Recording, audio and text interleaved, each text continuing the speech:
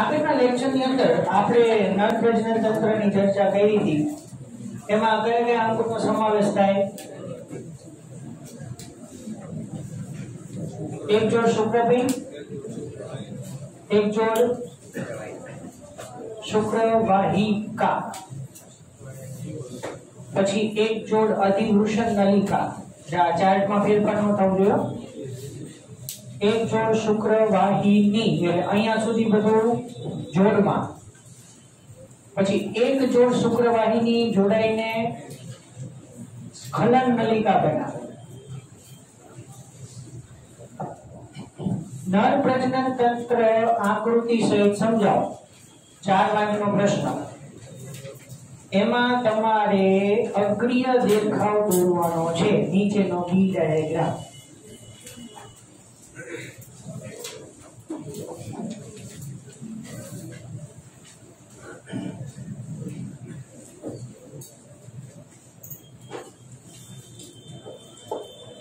જોકે તમને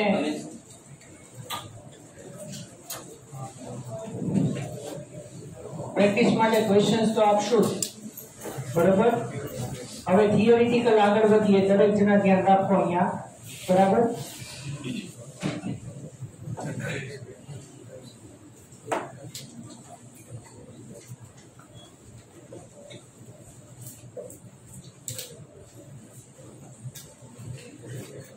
પછી લખવાનો ટાઈમ આપીશ. સમજો, કારણ કે આની અંદર એટલું બધું ભેગું છે, પણ સિક્વન્સમાં બરોબર ધ્યાનમાં રાખજો તો તમે તમારી રીતે વર્ણન દર્શાવી શકશો. હવે ચાર્ટ તમને યાદ રાખવા માટે, સમજવા માટે કીધેલો છે, એટલે તમારે એક પછી એક કઈ કઈ રચનાઓની વર્ણન કરવાની જરૂરિયાત પડશે. એટલે એ તમારે ઓલા ચાર્ટ પ્રમાણે મુદ્દા નક્કી કરવાના થાય. બરોબર. તો નરની અંદર એક જોડ શુક્રપિંડ, ત્યાંથી આપણે થોડું સ્ટાર્ટ કરીએ. અમુક એની અંદર ઘણી બધી ચર્ચા કરવાની છે. નરમાં એક જોડ શુક્રપિંડ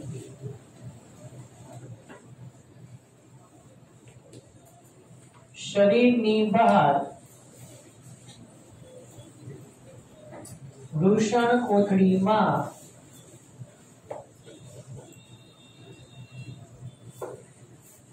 રક્ષાયેલા છે.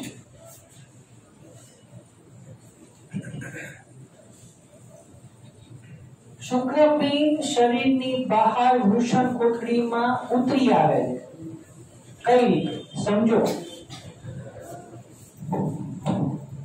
નર કે માદા ગર્ભ, કોઈ પણ પ્રકારનો ગર્ભ માતાના શરીરની અંદર વિકસતો હોય, એ સમયે નર બાળક હોય કે માદા બાળક હોય, જો કે ઇન્ડિયાની અંદર બાળકની જાતિ નક્કી કરવી કાયદાકીય રીતે ગુનો છે.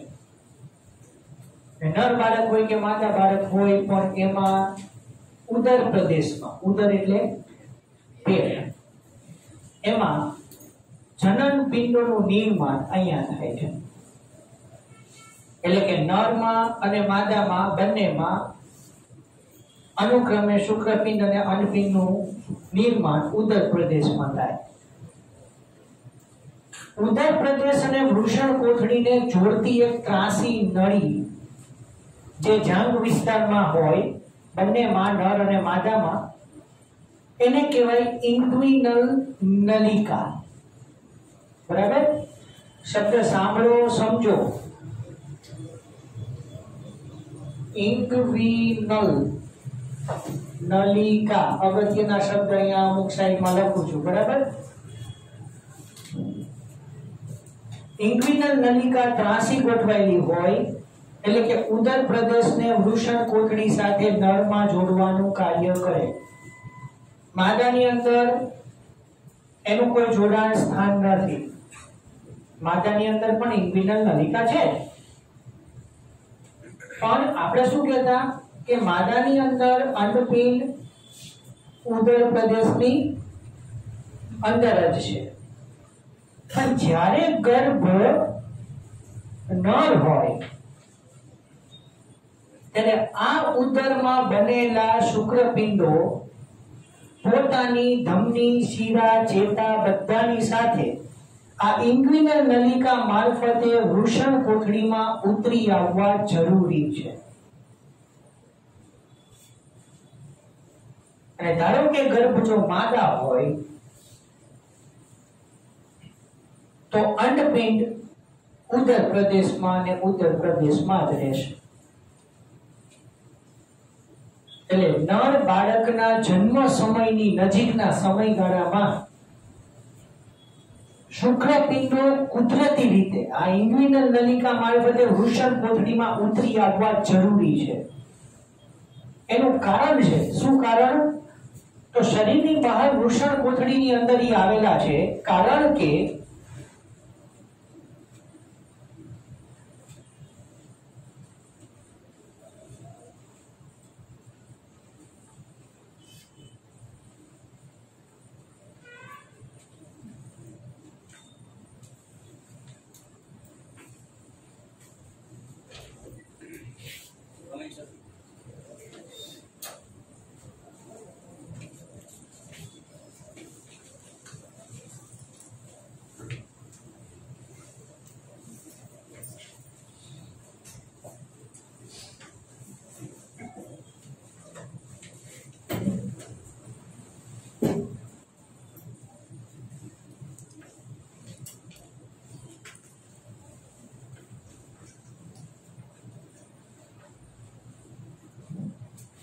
આ કારણ જો શું છે?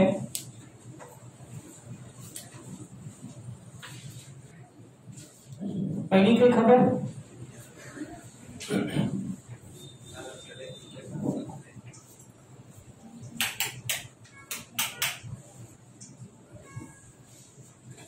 શુક્રપિંડ વૃષણ કોથળીમાં શું કામ ઉતરી આવે એનું આ કારણ સૌથી અગત્યનો, બહુ જ કોમન એમસીક્યુ પૂછાય। નરની અંદર, નર કે માદા તમે કોઈ પણ ગણો તો આપણે નોર્મલી 37 ડિગ્રી સેલ્સિયસ કાં તો 98.6 ડિગ્રી ફેરનહીટ આપણું નોર્મલ બોડી ટેમ્પરેચર છે। આપણને ખબર હોવી જરૂરી છે। શુક્રકોષ બનવા માટે થોડું નીચું તાપમાન જરૂરી પડે। એટલે શુક્રપિંડો શરીરની બહાર વૃષણ કોથળીમાં છે કે જેના કારણે શરીરના તાપમાન કરતા 2 થી 3 ડિગ્રી સેલ્સિયસ નીચું તાપમાન પૂરું પડાય, જેથી કરીને શુક્રકોષ જનનની પ્રક્રિયા સરળતાથી થઈ શકે। શુક્રકોષ જનન એટલે સ્પર્મેટોજિનેસિસ। લગભગ તમને ટેક્સ્ટબુક ની અંદર 2.5 ડિગ્રી કેવું દે આપ્યું છે, 2 થી 3, ઘણી જગ્યાએ 2.5 કે એવું બધું આવે છે। હવે પ્રશ્ન એવો થાય કે સર ધારો કે શુક્રપિંડો વૃષણ કોથળીમાં ઉતરી ન આવે તો શું થાય? શુક્રપિંડો ઉદરમાં ને ઉદરમાં જ રહે તો વૃષણ કોથળી હોય પણ અંદર શુક્રપિંડ ન હોય તો એ ટાઈમે સર્જરી કરી શુક્રપિંડોને એની ધમની, શીરા અને એની સાથે સંકળાયેલી જેટલી રચનાઓ છે એમના સહિત ઉદર પ્રદેશમાંથી બહાર કાઢી અને એને સર્જરી કરીને વૃષણ કોથળીમાં ટ્રાન્સફર કરવા પડે। અને ધારો કે ન કરીએ તો શુક્રપિંડો ઉદર પ્રદેશમાં ને ઉદર પ્રદેશમાં રહે અને શુક્રપિંડનું કેન્સર થાય અને નર બાળકનું મૃત્યુ થાય। એટલે કુદરતી રીતે શુક્રપિંડો વૃષણ કોથળીમાં ઉતરી આવવા જરૂરી છે। અને એક્સ્ટ્રા પોઈન્ટ કહી દઉં કે શુક્રપિંડો વૃષણ કોથળીમાં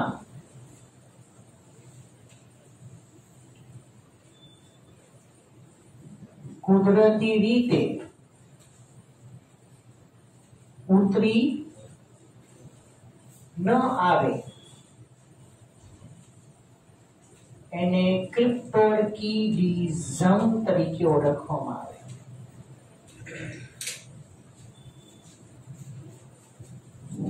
ક્રિપ્ટોર્કિડિઝમ, અને આ ક્રિપ્ટોર્કિડિઝમને સામાન્ય કરવા માટે સર્જરી કરવી પડે, બરોબર? એટલે આ એક સૌથી અગત્યની વાત કે નરમાં શુક્રપિંડ વૃષણકોથળીમાં શા માટે છે. નેક્સ્ટ વાત કરીએ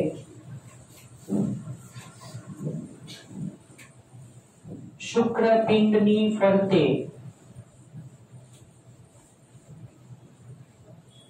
આવેલ આવરણને ટ્યુનિકા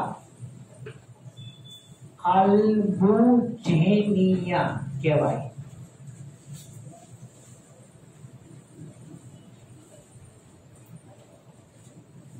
માદાની અંદર પણ અંડપિંડની ફરતે ટ્યુનિકા આલ્બુજેનિયા જ આવે. બંનેની ફરતે આવેલું કોમન આવરણ ટ્યુનિકા આલ્બુજેનિયા. બરોબર. હવે એમસીક્યુ રિલેટેડ થોડી ટેક્સ્ટબુક માંથી અંડરલાઈન કરી લો.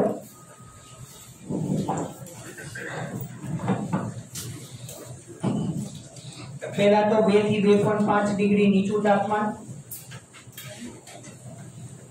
બરોબર.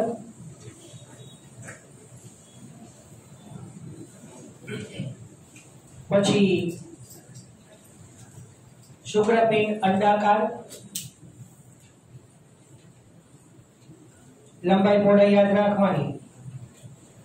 4 થી 5 સેન્ટીમીટર લાંબુ, 2 થી 3 સેન્ટીમીટર પહોળું.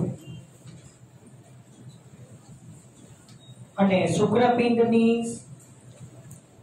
ફરતે સઘન આવરણ હોય. હવે ઈ સઘન આવરણનું નામ મેં આ લખ્યું, ટ્યુનિકા આલ્બુજેનિયા. બરોબર. શુક્રપિંડની ફરતે આવેલું આ એક સઘન આવરણ ટ્યુનિકા આલ્બુજેનિયા. અને એમસીક્યુ, દરેક શુક્રપિંડ આશરે 250 જેટલા ખંડો ધરાવે એને શુક્રપિંડીય ખંડિકાઓ કહેવાય.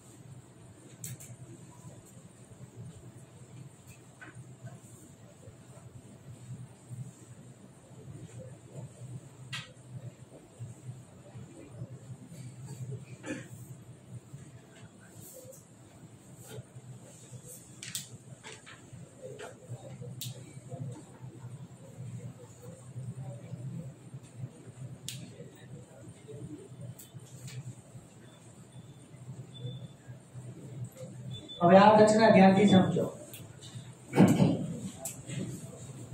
દરેક શુક્રપિંડની અંદર 250 જેટલી ખંડિકાઓ, અને આ 250 જેટલી ખંડિકાઓની અંદર ઘણી બધી સંખ્યામાં શુક્રોત્પાદક નલિકાઓ. શુક્રોત્પાદક નલિકાને સેમિનિફેરસ ટ્યુબ્યુલ પણ કહેવાય. ઇંગ્લિશમાં જ કહેવાય, પણ એ મેં ગુજરાતીમાં લખ્યું. એટલે ઘણી વખત તમે સેમિનિફેરસ ટ્યુબ્યુલનું કાર્ય સમજાવો એમ કે, કારણ કે અહીંયા સેમિનિફેરસ ટ્યુબ્યુલની અંદર 3 પ્રકારના કોષોનો સમાવેશ થાય. બરાબર. આમાં એ 3 કોષોની આપણે વાત કરીએ તો સેમિનિફેરસ ટ્યુબ્યુલમાં 3 પ્રકારના કોષો સમજો. પહેલું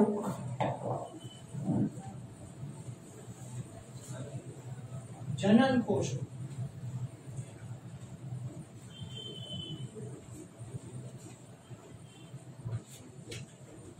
જર્મિનલ સેલ્સ, જનન કોષો. હવે જનન કોષો નામ ઉપરથી એવું કામ થાય કે નવા નવા શુક્રકોષોનું બનવાનું આના મદદથી થશે. નવા શુક્રકોષો બનાવવાની ક્રિયા. હવે જનન કોષ જે છે એ હકીકતમાં 2n હોય, દ્વિકીય. પણ દરેક સમયે આપણે આગળના લેક્ચરમાં ચર્ચા કરી કે નરની અંદર શુક્રકોષોનું નિર્માણ સતત થતું રહે છે. જ્યારે માદાની અંદર અંડકોષનું નિર્માણ અમુક ગાળામાં જ થાય, જેમ કે 12 થી 13 વર્ષની ઉંમરે જે પહેલું ઋતુચક્ર શરૂ થાય ત્યાંથી અંડકોષ ઉત્પન્ન થવાનું શરૂ થાય, ત્યાંથી મેનોપોઝ સુધી એ કાયમી ઋતુચક્ર બંધ થઈ જાય ત્યાં સુધી માં દર મહિને એક અંડકોષ ઉત્પન્ન થાય. બરોબર. નળની અંદર શુક્રકોષો ઘણા બધા સંખ્યામાં ઉત્પન્ન થાય, પણ નળમાંથી માદામાં અંડકોષ સુધી શુક્રકોષોને વહન થવા માટે એને અલગ અલગ રચનાઓ અને અલગ અલગ માધ્યમમાંથી પસાર થવું પડે. એટલે ઘણા બધા શુક્રકોષો નાશ થવાની શક્યતા વધારે રહેશે, એટલે શુક્રકોષોની સંખ્યા વધારે રહે. એવી રીતે વનસ્પતિમાં તે પરાગરજની સંખ્યા વધારે હોય છે.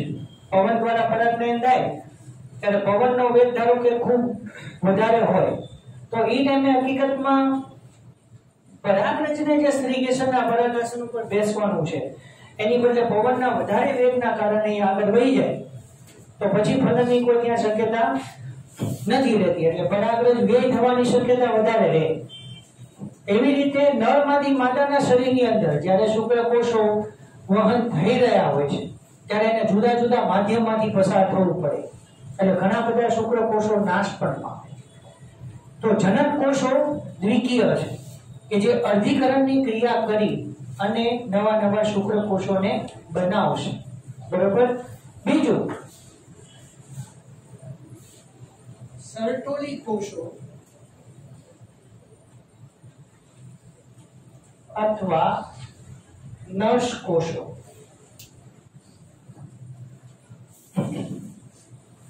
ખાસ અગત્યનું કાર્ય,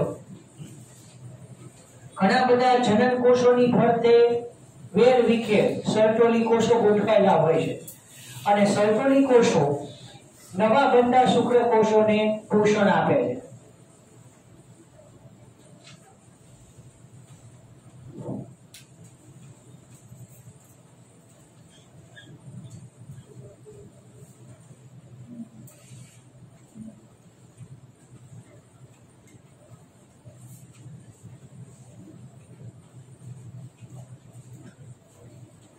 શુક્રકોષોને પોષણ આપવાનું કામ, તો જ્યારે પોષણ આપવાની ઘટના થાય ને ત્યારે એને નર્સિંગ ક્રિયા કહેવાય.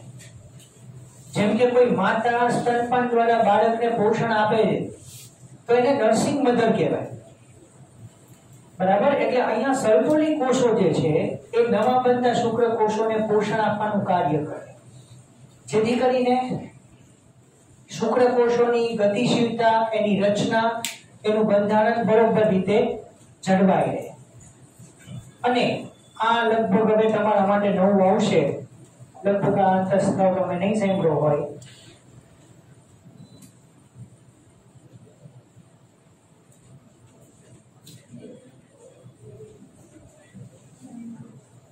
સાંભળ્યું છે? ઓકે. ICSH આવ્યું છે, અગ્ર પિટ્યુટરી ગ્રંથિમાં ICSH. બસ તો આ છે. લેડિંગના કોષો અથવા આંતરાલીય કોષો એને ઇન્ટરસ્ટિશિયલ કોષ પણ કહેવાય. Interstitial cell. બરાબર. તો આ લેડિંગના કોષો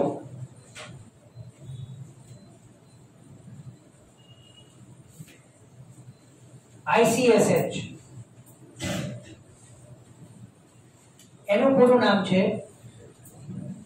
ઇન્ટરસ્ટિશિયલ સેલ સ્ટિમ્યુલેટિંગ હોર્મોન. બરાબર. હકીકતમાં આ ICSH ની સાથે FSH જોડાય છે અને FSH ની સાથે ટેસ્ટોસ્ટેરોન જોડાય અને બધી સંયુક્ત અસરથી શુક્રકોષનું નિર્માણ કરે છે. માદાની અંદર પણ એવી રીતે FSH અને ઇસ્ટ્રોજન ભેગા મળીને અંડકોષનું નિર્માણ કરે છે. એટલે ICSH interstitial cell stimulating hormone interstitial સેલને સ્ટિમ્યુલેટ કરે. તો અંતઃસ્ત્રાવી તંત્રની અંદર સ્ટિમ્યુલેશન એટલે ઉત્તેજિતતા અને ઇન્હિબિશન એટલે શાંત થવું. જેમ કે તમે રિલીઝિંગ હોર્મોન સાંભળો, રિલીઝિંગ હોર્મોન અને રિલીઝિંગ ઇનહિબિટરી હોર્મોન, બરાબર. પછી થાઇરોઇડ સ્ટિમ્યુલેટિંગ હોર્મોન. તો અહીંયા બે શબ્દ એવા આવ્યા, સ્ટિમ્યુલેશન. તો સ્ટિમ્યુલેટિંગ એટલે ઉત્તેજિત કરવું. તો થાઇરોઇડ સ્ટિમ્યુલેટિંગ હોર્મોન થાઇરોઇડ ગ્રંથિને ઉત્તેજિત કરી અને થાઇરોઇડ ગ્રંથિના સ્ત્રાવને પ્રેરે. એટલે સ્ટિમ્યુલેશન મતલબ ઉત્તેજિત થવું અને ઇનહિબિશન એટલે શાંત થવું. તો આઈસીએસએચ દ્વારા, ઇન્ટરસ્ટિશિયલ સેલ સ્ટિમ્યુલેટિંગ હોર્મોન દ્વારા લેડિંગના કોષો અથવા આંતરાલીય કોષો સક્રિય થઈ નર જાતીય અંતઃસ્ત્રાવ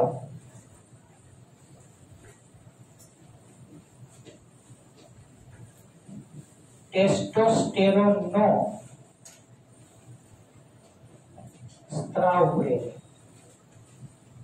તમને ખબર છે કે ટેસ્ટોસ્ટેરોનના સમૂહને આપણે એન્ડ્રોજન કહીએ.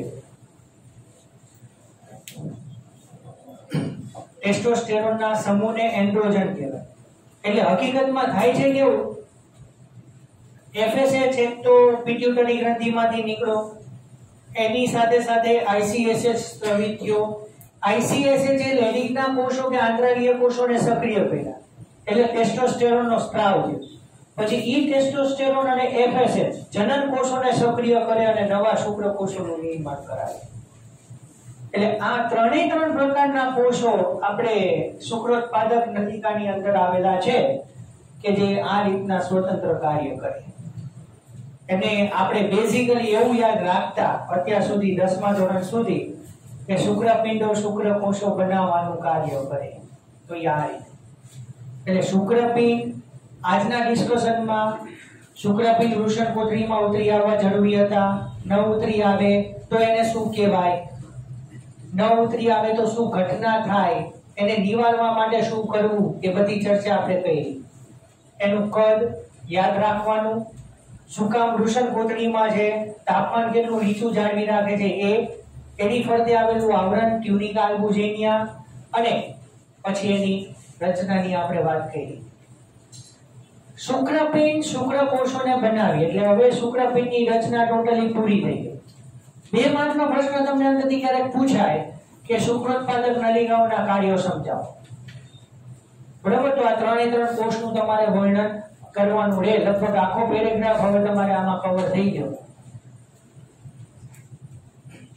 નેક્સ્ટ જોઈએ, ઇન્વિટર નલિકા એક અલગ છે, પછી આનું વર્ણન અહીંયા કન્ટિન્યુ છે. શુક્રપિંડમાં બનેલા શુક્રકોષો હવે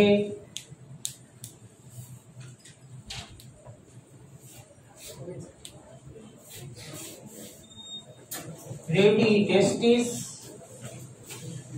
અને ત્યાર પછી શુક્ર વાહિકાઓમાં આવે. શુક્રવાહિકાનું આટલું જ કામ, બસ. બરાબર. શુક્રવાહિકા એટલે વાસા એફરેન્શિયા, વાસા એફરેન્શિયા. એટલે આ શુક્રવાહિકાઓનું માત્ર કાર્ય એ કે શુક્રકોષો જે શુક્રપિંડમાં બનેલા છે બસ એનો સ્વીકાર કરવો. અને હવે શુક્રવાહિકા પછી કયું આવે ચાર્ટમાં, અધિવૃષણ નલિકા ને. હા, શુક્રવાહિકા બોલું છું. શુક્રોત્પાદક નલિકામાં જે શુક્રકોષો બન્યા એ પહેલા એવા રેટી ટેસ્ટિસમાં, એટલે ઘણી બધી શુક્રોત્પાદક નલિકાઓ ભેગી મળીને રેટી ટેસ્ટિસ બનાવે, અને ઘણી બધી રેટી ટેસ્ટિસ ભેગી મળી અને શુક્રવાહિકાઓ બનાવે. બસ આનું મેઇન કાર્ય એ કે એને શુક્રપિંડ દ્વારા બનાવાયેલા જે શુક્રકોષો છે એનો સ્વીકાર કરવો. પણ તમારી જાણ માટે શુક્રપિંડમાં બનેલા શુક્રકોષો હજી ફલન માટે પરિપક્વ નથી, એટલે એને પરિપક્વન માટે તૈયાર કરવા જરૂરી છે. તો આના પછીની નેક્સ્ટ વાત કરીએ શુક્રવાહિકા પછી, ત્યારબાદ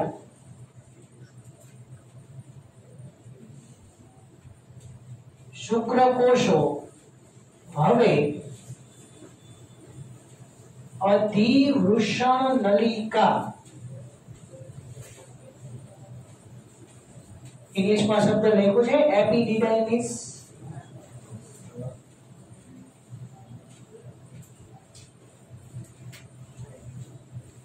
માં આવે.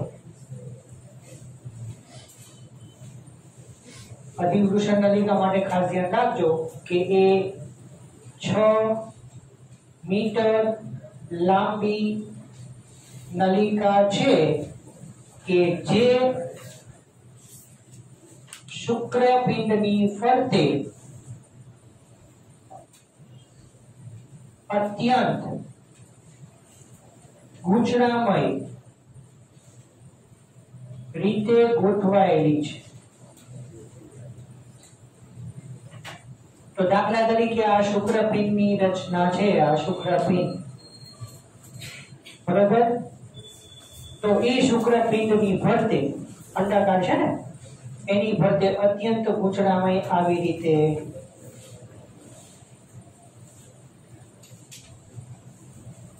બરોબર અધિવૃષણ નલિકા એપિડિડાયમિસ ગોઠવાયેલી હોય.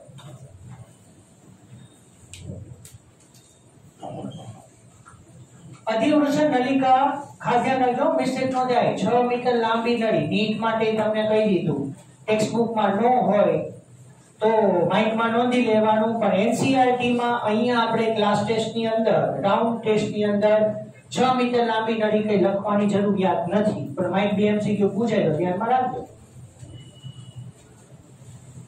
6 મીટર આવડી લાંબી નળી જે શુક્રપિંડની ફરતે અત્યંત ગૂંચળામય રીતે ગોઠવાયેલી છે. તો અધિવૃષણ નલિકાનું મેઇન કાર્ય એ કે શુક્રવાહિકામાંથી અપરિપક્વ શુક્રકોષોને સ્વીકારવો. અત્યંત ગૂંચળામય નલિકા છે એટલે શુક્રકોષોને પસાર થવા માટે વધારે સમયની જરૂર પડશે. તો જેમ જેમ આ અત્યંત ગૂંચળામય નલિકામાંથી શુક્રકોષો આગળને આગળ પસાર થઈ રહ્યા છે, તેમ ધીમે ધીમે એના પરિપક્વતામાં વધારો થશે. એટલે અધિવૃષણ નલિકાનું મેઇન કામ અપરિપક્વ શુક્રકોષોને પરિપક્વ બનાવવા અને પરિપક્વ શુક્રકોષોનો સંગ્રહ કરવો હંગામી ધોરણે. હવે હંગામી શબ્દને ઇંગ્લિશમાં ટેમ્પરરી કહેવાય. આપણે યાદ હોય તો જઠરમાં ખોરાક હંગામી ધોરણે 4 થી 5 કલાક સુધી સચવાય. The food is stored 4 to 5 hours temporarily in the stomach, એમ કહેવાય. એટલે જ્યાં સુધી નરની અંદર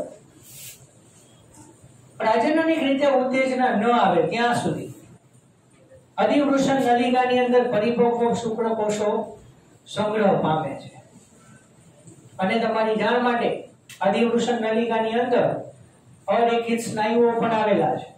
એટલે જ્યારે નરની અંદર પ્રાજનનિક ઉત્તેજના હોય એ ટાઈમે આ અધિવૃષણ નલિકાની અંદર પરિસંકોચનની ઘટના થાય અને એના કારણે પરિપક્વ શુક્રકોષો પછી અધિવૃષણ નલિકા પછી શું આવે? શુક્રવાહિની. તો અધિવૃષણ નલિકામાંથી પરિપક્વ શુક્રકોષો શુક્રવાહિનીની અંદર ધકેલાય અને એ શુક્રવાહિની પછી શુક્રકોષોનું વહન આગળ કરે. તો અધિવૃષણ નલિકા એપિડિડાયમિસ આપણે અહીંયા અટકીએ, લખી લો, પછી આપણે કન્ટિન્યુ કરીએ. બરોબર, સ્પીડમાં લખજો થોડું.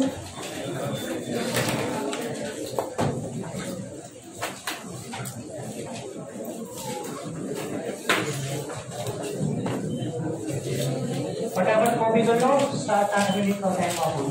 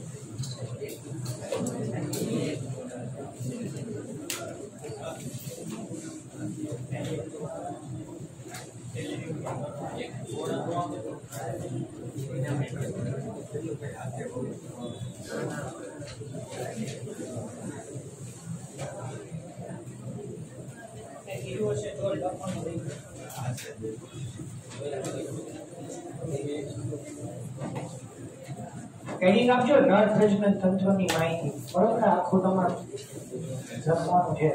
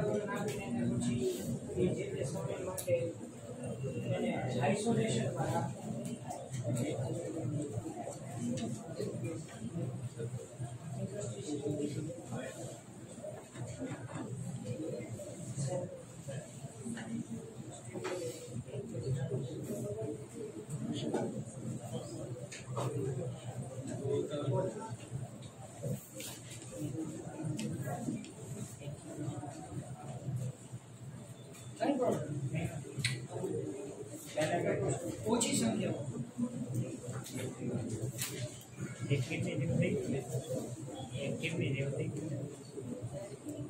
તંદુરસ્ત જીવે જ છે.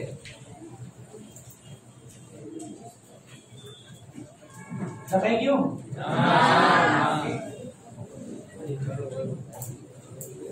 ચલો 2 મિનિટ આપું.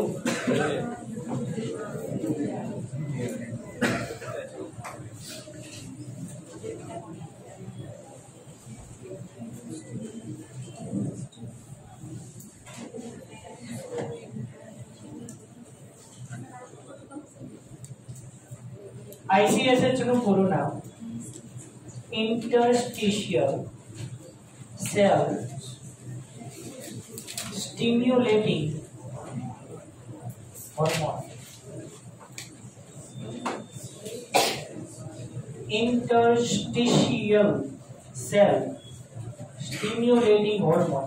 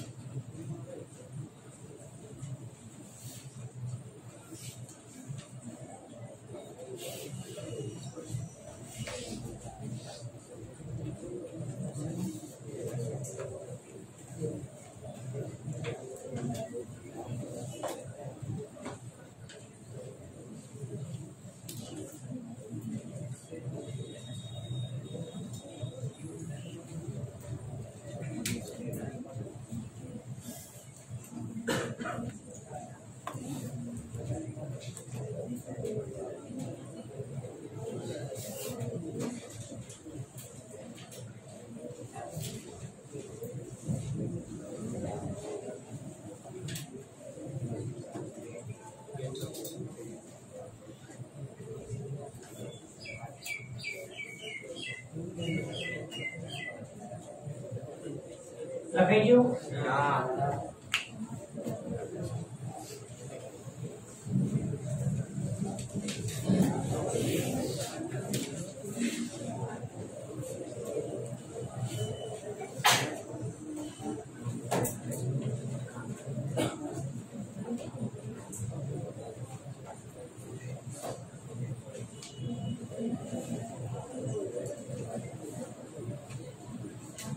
चलो बीजो भाग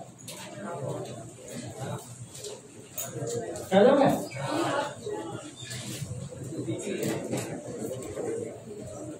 कोने बाकी तीजो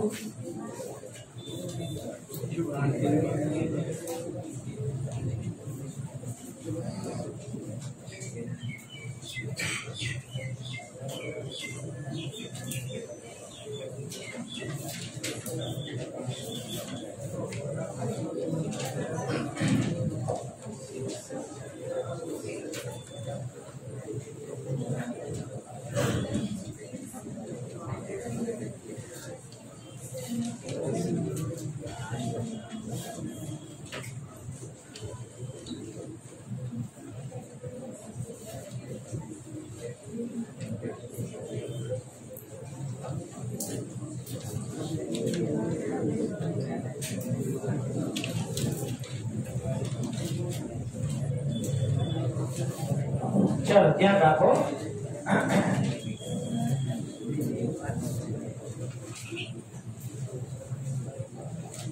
शुक्र वाहिका પછી અધિવૃષણ નલિકા અને એનું કાર્ય આપણે જોયું કે અધિવૃષણ નલિકામાં હંગામી ધોરણે પરિપક્વ શુક્રકોષોનો સંગ્રહ થાય અને શુક્રકોષો પરિપક્વ થાય અને સ્ખલનના સમયે बराबर प्रजननની ઉત્તેજના સમયે શુક્રકોષો અધિવૃષણ નલિકામાંથી વાહિકામાં વાહિનીમાં આવશે હવે શુક્રવાહિનીની સાઈઝ લખી લઈએ આના પછી ચાર્ટ અહીંયા કન્ટિન્યુ લખાણ શુક્રવાહિની 45 સેન્ટીમીટર લાંબી નલિકા છે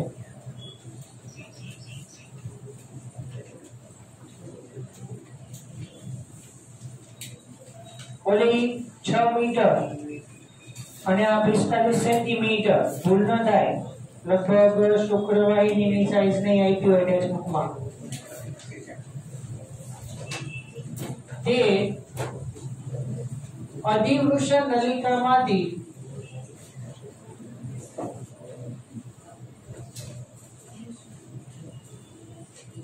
ઉદ્ભવી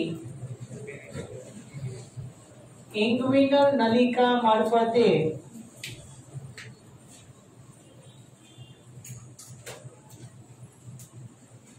पसार थई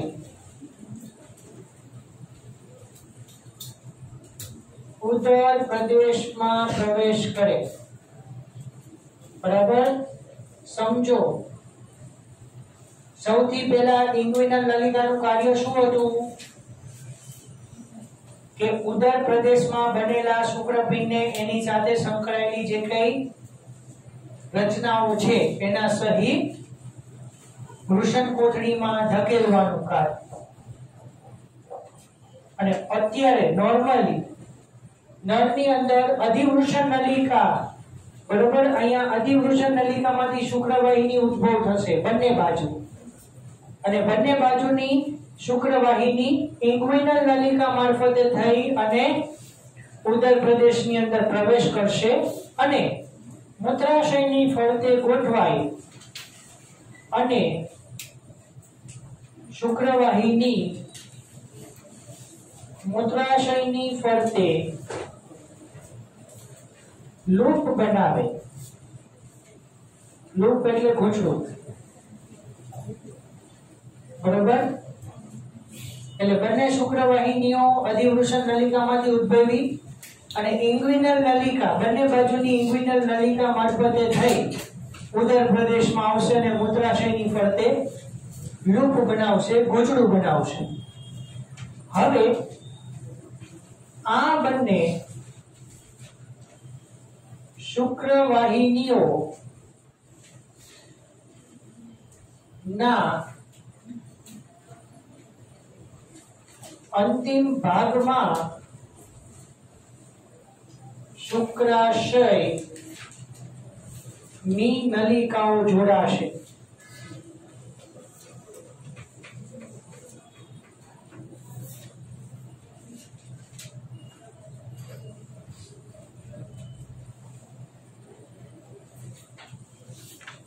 અને એને સ્ખલન નલિકા કહેવાય હકીકતમાં સ્ખલન નલિકા કઈ રીતે બની? 4 નળીઓના જોડાણથી બની. 2 શુક્રવાહિનીઓ અને શુક્રાશય યાદ કરો એક જોડ છે. મેં તમને સહાયક પ્રજનન ગ્રંથિઓમાં લખાયું છે એક જોડ શુક્રાશય. એટલે બંને શુક્રવાહિનીઓના છેડે બરાબર બંને બાજુ શુક્રાશય એની નલિકાઓ પણ એની સાથે જોડાય. એટલે શુક્રવાહિનીની અંદર માત્ર શુક્રકોષો જ જવાના છે અને શુક્રાશય જે છે એ પ્રવાહીનો સ્ત્રાવ કરશે એને કહેવાય શુક્રાશય પ્રવાહી. બરોબર? શુક્રાશયની રચના પછી હું તમને આગળ સમજાવીશ. એટલે અહીંયા સ્ખલન નલિકા જે છે એ કઈ રીતે બને છે? તો સ્ખલન નલિકા એક જ પણ એ 2 શુક્રવાહિની અને 2 શુક્રાશયની નલિકાઓ ના જોડાવાથી બને.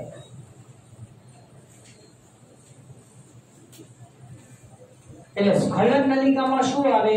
શુક્રાશયનું પ્રવાહી અને શુક્રકોષો, બસ 2 જ વસ્તુ.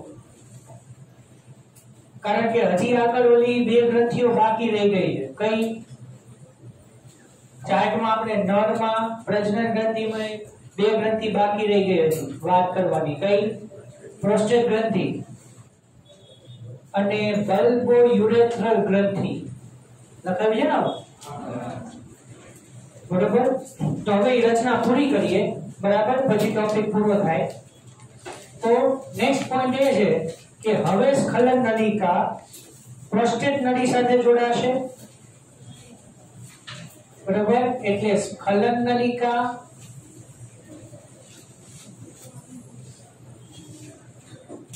Plus prostate ગ્રંથિની નલિકા. એટલે આ પ્રોસ્ટેટ ગ્રંથિની નલિકા એક થઈ ગઈ ને. આ 4 નળીઓ જોડાઈ. જોજો હવે બધું ગૂંચવાડો થઈ ન જાય હો. આ બધું ટેક્સ્ટ બુકમાં બહુ અઘરું છે. શુક્રપિંડની ફરતે 6 મીટર ગૂંચળામય અધિવૃષદ નલિકા, ત્યાંથી શુક્રવાહિની ઇંગ્વિનલ નલિકા મારફતે થઈ મૂત્રાશયમાં આવે. મૂત્રાશયની ફરતેને લૂપ બનાવી. મૂત્રાશયના નીચેના ભાગમાં પાયાના ભાગમાં શુક્રાશય છે. એટલે બંને શુક્રાશયની નળી અને બંને શુક્રવાહિની ટોટલ 4 નળીઓ ભેગી થઈને સ્ખલન નલિકા બનાવી. હવે સ્ખલન નલિકા પ્રોસ્ટેટ ગ્રંથિની નળી એટલે આ નળી અને આ નળી પ્લસ બલ્બો યુરેથ્રલ ગ્રંથિ એક જોડમાં છે. એટલે બલ્બો યુરેથ્રલ ગ્રંથિ ની 2 નલિકા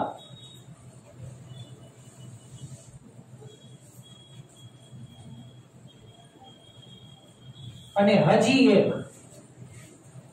મૂત્રાશય માંથી મૂત્ર માર્ગ જે પસાર થાય અથવા મૂત્ર નલિકા. બરોબર? આ બધી નળીઓ ભેગી મળી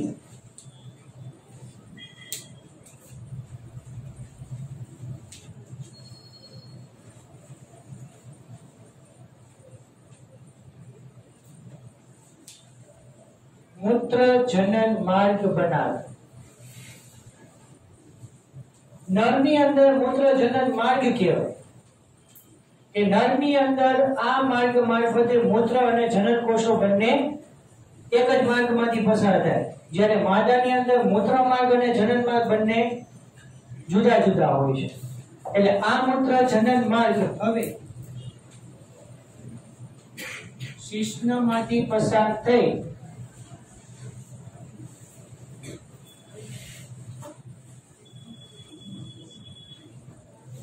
મૂત્ર જનન છિદ્ર મારફતે શરીરની બહાર ખુલે છે. એટલે સ્ખલન નલિકામાં શુક્રાશય પણ એનો સહાયક ગ્રંથિ તરીકે સ્ત્રાવ આવ્યો. પછી જ્યારે સ્ખલન નલિકા પ્રોસ્ટેટ ગ્રંથિ સાથે જોડાય ત્યારે પ્રોસ્ટેટ ગ્રંથિ પણ એનો સ્ત્રાવ એની અંદર ઉમેરે. પછી બલ્બર યુરેથ્રા ગ્રંથિ પણ એનો સ્ત્રાવ અંદર ઉમેરશે. બરોબર. અને એ બધા જ ઘટકો મૂત્રજનન માર્ગ મારફતે મૂત્રજનન છિદ્ર મારફતે શરીરની બહાર ખુલે. તો આ છે આખો નર પ્રજનન માર્ગ. હવે સહાયક પ્રજનન ગ્રંથિઓ અને શિશ્નની રચના બાકીની વાત નેક્સ્ટ લેક્ચરમાં કરશું. અહીંયા સ્ટોપ કરીએ.